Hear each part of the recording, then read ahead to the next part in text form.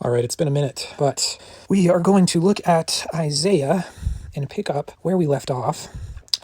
It'll just take me a few moments to pick up what the last piece was. All right, Isaiah chapter 5, 8 through 17. Right on. Cool. Right, and we're going through this. We'll just keep it loose, though, in terms of what we need to do, as the whole of Scripture is unbound. And may it be so, right?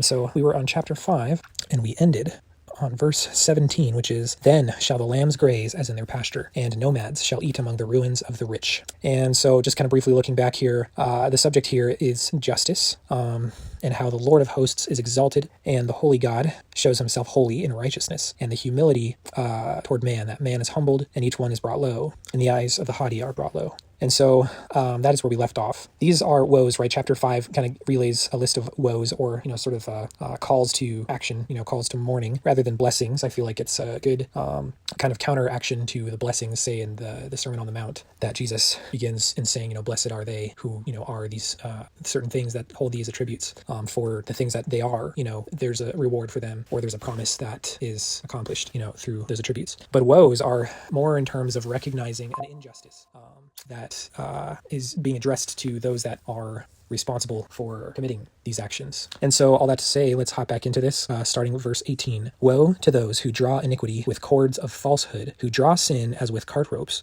who say, let him be quick, let him speed his work, that we may see it. Let the counsel of the Holy One of Israel draw near, and let it come, that we may know it." Okay, so that was verses 18 through 19. And it says, "Woe to those who draw iniquity with cords of falsehood." So drawing iniquity, let's see, I'm curious what this word means, right?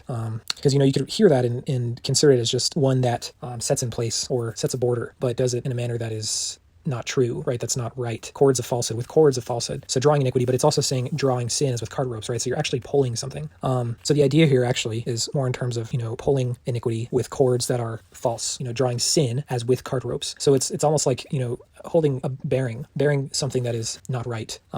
Like attaching yourself and holding on to something that is unjust, that is iniquity, sin, essentially, right? Which is things done that are not supposed to be done, actions of disobedience, things that are recognized as being not right? Okay, so moving forward, looking at verse 19, who say, "Let him be quick, let him speed his work, that we may see it. Let the counsel of the Holy One of Israel draw near, and let it come, that we may know it." So there's a certain idea here that's being shown, right? There's an attitude. There's the action of bearing sin, pulling it, laboring with it in mind, right? But the attitude here is one that is characterized in an impatient, almost mocking tone. Of course, I'm not sure if that's really what's being said here. It's just, and right, just a reminder, what's being done in these studies is it's really just taking things as they are as we go through them, right? It's a consideration for every phrase and every word in the book of Isaiah, as that's the manner of our study. It's the focus of our study as well. But let's see, what can we figure out about this? We've got a case of somebody bearing sin, and with an attitude of expecting counsel of the Holy One of Israel to be drawn near.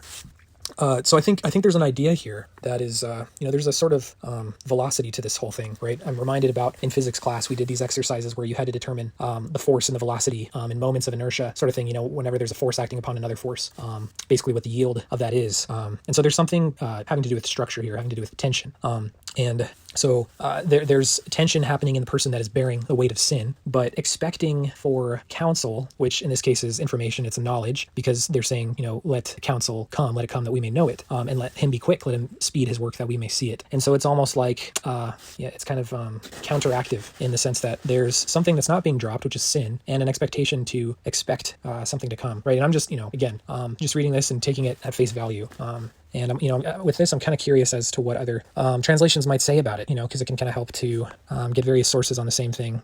The King James Version says, "Woe unto them that draw iniquity with cords of vanity, and sin as it were with a cart rope, that say, let him make speed and hasten his work that we may see it, and let the counsel of the Holy One of Israel draw nigh and come that we may know it." Right? It's about the same, but the one word that's different here, or recognizably different, is vanity and falsehood. Right? That's the characteristic of the cords that are being used to draw iniquity. And so falsehood and vanity, they kind of sit one in one with each other in these translations. So it's all sort of, it seems to me very metaphorical. It seems it just puts an image in the mind, almost like political cartoonish, right, in the way that it's represented, proverbial in that sense and parabolic in that sense. But I guess it's just, something to think about is if you were bearing something and you were holding on to it, but the instrument that you were using to hold on to is composed of vanity, of falsehood, basically of something that is like deceiving. The best thing I can think of is, say, like, you got like a rope that is very bad quality, but it's painted over to make it look like it's stronger, right? Just something like that, to where it just can't hold, but you're still putting in all your effort to pull it. Regardless, I've been talking about this for a while, so we're gonna keep moving and just see what the rest of these things say, because I think that they're all encompassing toward a larger idea. These actions of justice and these actions of expectations of those that acting justly and work in ways that are not good, that are deceiving, and there's a purpose around it, right? So I think if we think about this in the context of people that have responsibility, and it's a shared responsibility because there's an effect on these actions and what it means for the people around them, sort of in a sort of oppressive format. If we think about it with that lens, I think that's what's getting at in the entirety of this chapter. So we'll just put a hairpin in that, right? And then just, move forward. And if we need to come back, or if I need to be corrected on this, then maybe so, Lord willing, he provides that. Right. Okay. Okay. So verse 20 now, woe to those who call evil good and good evil, who put darkness for light and light for darkness, who put bitter for sweet and sweet for bitter. Woe to those who are wise in their own eyes and shrewd in their own sight. Okay, I'm going to stop right there. So I think that these following woes, after, the whole ordeal that I was explaining before, I think that they pair with each other quite well, and they work with each other. They work with each other, and they work amongst one another in their own distinct way. So what are those who call evil good and good evil, right? It's saying that if somebody is claiming something to be all right when it's really not right at all, that's not right? It's mixing things. It's crooked. Who put darkness for light and light for darkness. It's just, all these things to consider is like, there's obviously a binary way in that the world works. Life is basically about connections and reliance upon one thing and another. It's composition and it's distinction, right? It's the way that the Lord told his people to recognize things, right? To notice when things were of a nature that is destitute versus of a nature that is resourceful and life-giving. So that's really, I think, what's being said here. And also the idea of members of society who basically claim that they have all the knowledge, those who are wise in their own eyes and shrewd in their own sight, basically saying they have the answers to everything, and the Lord here is saying woe to that, because it's pretty easy for a man to deceive himself if he's not rooted in the truth. And it's the bigger question, of objectivity here in terms of what needs to be understood is, what is the matter, right? What is the solution? What is the fact? What is the thing that needs to be sought out and provided as in order for the gears to, be moving, right? That they're well oiled, that, work just gets accomplished, right? Because if work doesn't get accomplished, it's just vanity. Am I right? Like, it's just, it's sort of without end. Things do have an end, right? That's the way of life. That's the way of time moving. Every day has a time that it progresses and the sun sets and the night comes. It's just these things that happen. It's binary. And so for all that to say, I think that those two woes were very much responding to the previous woes. Okay, moving forward. Verse 22. Woe to those who are heroes at drinking wine and valiant men in mixing strong drink, who acquit the guilty for a bribe and deprive the innocent of his right. Okay, so there's a question here, I think, right, is there are two verses, verse 22 and 23. It says, woe to those who are heroes at drinking wine, really good at it. There are people that are well-renowned in this action. Valiant men in mixing strong drink. So there's a certain power that comes with this. But it's when we think about alcohol, the use of it in Scripture, it's got various meanings. But in this sense, I think it's talking about disregard, a certain drunkenness, lack of awareness about things that are supposed to be paid attention to, especially when it comes to justice. Because what justice is it's really just laying out a level playing field, that all people, have the same, basically the same ability to receive the things that God gives, without any amount of difference, right? And I think when I say he's, the Lord's got his own way of providing for people, that doesn't necessarily have to be the same thing for every person, right? I think that's just, the character that he puts upon people and the ability, it's sort of like a body working and functioning with one another where, they're all important members, but they're all the same body. And so, but I think what I'm saying here is, in order for the person that is being met exactly where they are and what they need and the things that they do, that for the, true justice, I believe, to take place is that they are given the same opportunity, right, to basically reach, absolution of that slot right there. They're being filled up in the right way. So that I believe is what's being saying here. Is what's being said here is those that are heroes, valiant men at drinking wine, valiant men in mixing strong drink, heroes at drinking wine. But it says who acquit the guilty for a bribe, and deprive the innocent of his right. Now that word acquit, see, I'm looking at the King James here. It says which justify the wicked for reward and take away the righteousness of the righteous from him. So basically dealing unjustly is what that's saying. And in a sense, when it comes to drunkenness, I think that's just being without awareness.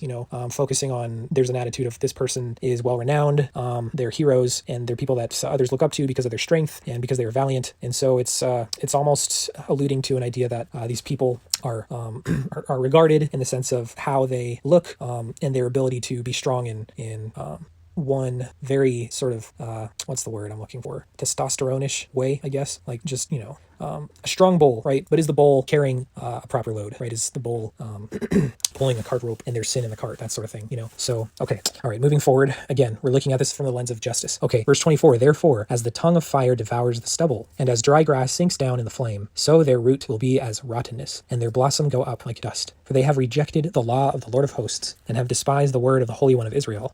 Okay. Yeah. I'm just thinking, about my own life in a certain way, which is right. I mean, that's the thing to do when you're reading scripture, is like, if it's not speaking to you, I don't know what to tell you, honestly. But, it's talking about these people that reject the law of the Lord of hosts. What does that mean? The Lord of hosts. That is, there's also that term that comes to mind about God, Elohim, which is a certain plural word. But when you read a phrase like this about the Lord, about God, and saying the Lord of hosts, hosts are regarded as like armies or like, large groups of people. And in the sense of this case, with the Lord and his characteristics, I believe it's talking about groups and armies that are, practicing and under his reach, right? Under his range of ordership of what's the word?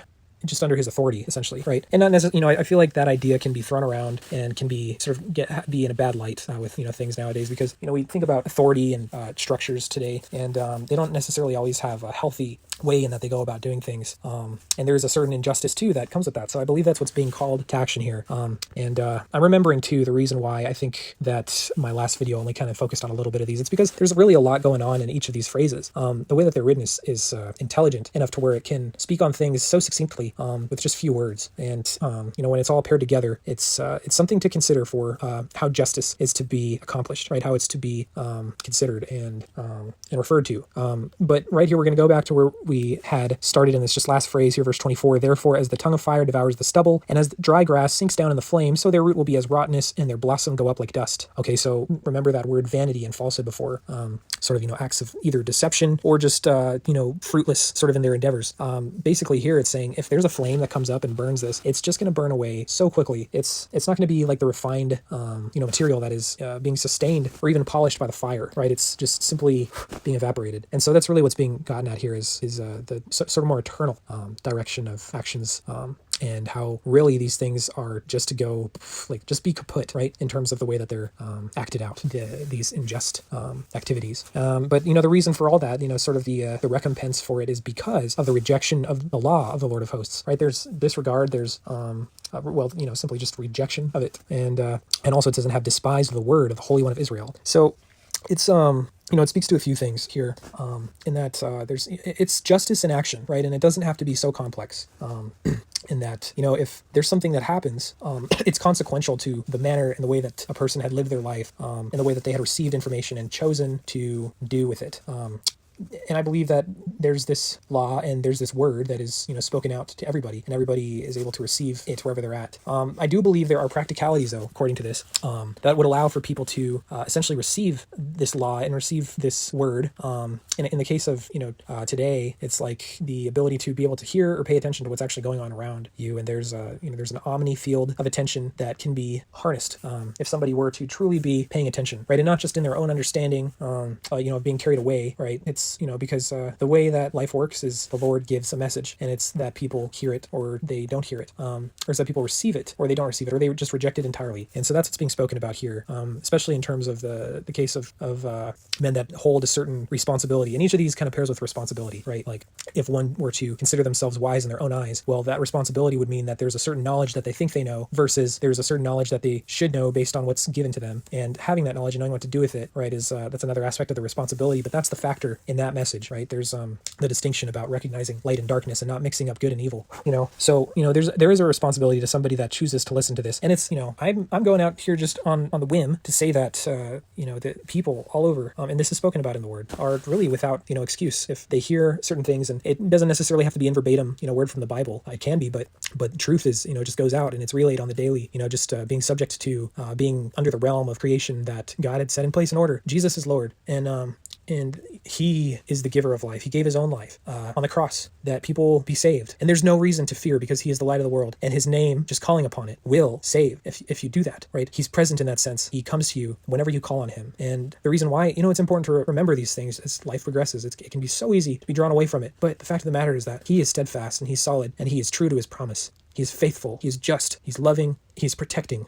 And there is truly nothing that can get in the way of his love. And all it takes to believe that, is just a little bit. There's that hope that can be had. And it can seem easy to be lost, but it can also be sought, right? It's he seeks you out. I saw a post earlier on my feed that said, sometimes something akin to this, like sometimes life lets you hit rock bottom to let you know that he is the rock at the bottom. And, there's nowhere too far that you can go to where his love won't reach you, essentially and physically. There is nowhere too far where his arm cannot reach you. And so, all that to say, I'm going to, kind of try and wrap this up here a little bit, but remember, we're talking about justice here and responsibility. And, there's something here too where it says, and have despised, those that do this, that despise the word of the Lord, the Holy One of Israel. There is a distinction here. The Bible is Israel focused, in a lot of ways. And it's true to, current events. And there's a certain perception about the way that things are too. And it's very complex and confusing at times. But, we realize when we read the Bible that the significance of the nation of Israel is something that is being paid attention to. And, just reading through, the main story of Moses and the Israelites, the deliverance of them out of the oppressive state of just being in slavery to Pharaoh, right? The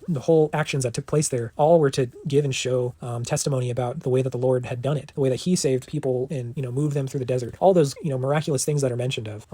And they were, toward the people of Israel. And if you read the full story, it all essentially leads to just one person, the person in which all the Bible alludes to, and arrives at, and which much of history and where we're at today too gives reverence and credence to, whether known or not. And it's easy to be confused. I'm thinking about the ropes of falsehood. Is like there's a certain deception, lining up something that God created and calling it something else entirely, or something else that's just made up. And all that it won't last, as is being said here.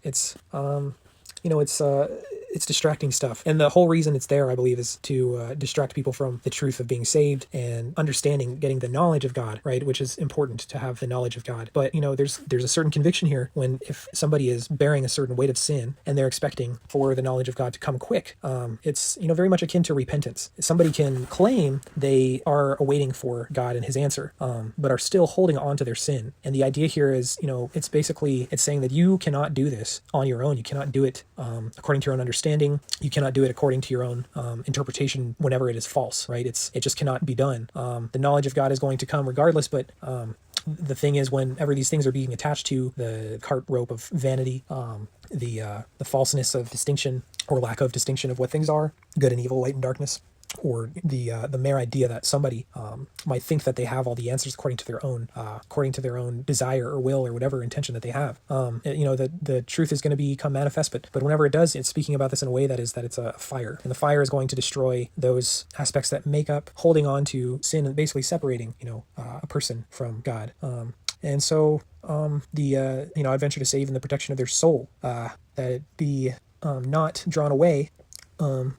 Yeah, that's what I'm saying. Just that it not be drawn away from God and his attention. I didn't intend for there to be a connection in that previous sentence. It's just, it can be easy to be confused. But, all this to say, I'm going to read the following chapters here and look to wrap it up. It says, "Therefore the anger of the Lord was kindled against his people, and he stretched out his hand against them and struck them. And the mountains quaked, and their corpses were as refuse in the midst of the streets. For all this his anger has not turned away, and his hand is stretched out still. He will raise a signal for nations far away and whistle for them from the ends of the earth. And behold, quickly, speedily, they come. None is wary, none stumbles, none slumbers or sleeps, not a waistband is loose, not a sandal strap broken. Their arrows are sharp, all their bows bent, their horses' hoofs seem like flint, and their wheels like the whirlwind. Their roaring is like a lion, like young lions they roar. They growl and seize their prey, they carry it off, and none can rescue. They will growl over it on that day, like the growling of the sea. And if one looks to the land, behold darkness and distress, and the light is darkened by its clouds." So, all that to say, I think that it works in conjunction with the things that I am saying, is that the purpose for Israel also being mentioned here, of course, there is room in God's word for their redemption. But this is basically what it's saying is the cause and effect,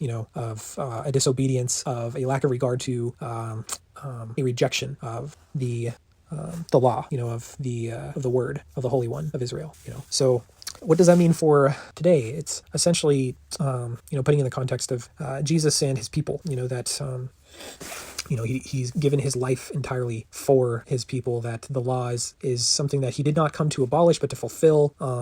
basically that he's leading people toward righteousness and toward holiness, to be set apart with him. And his word here is meant to stir up in a person that's reading a trust in him, and a rejection of evil things, of unjust things, rather than of the word of the Lord, right, and of the law, which in this case is his teaching. And keeping his teaching is what it means to be blessed, to abide in God and to love him. So yes, all that to say, I'll leave this here and we'll pick this up at another time. Thanks for listening, and until we meet again. Bye.